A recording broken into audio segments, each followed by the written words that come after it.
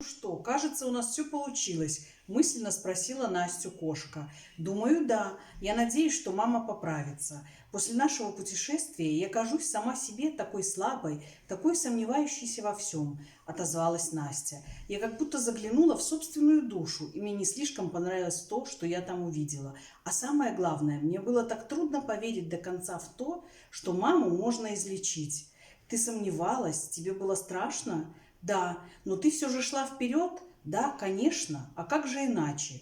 Ведь преодолевая свои страхи и сомнения, мы учимся быть сильнее и мудрее, учимся любить и верить.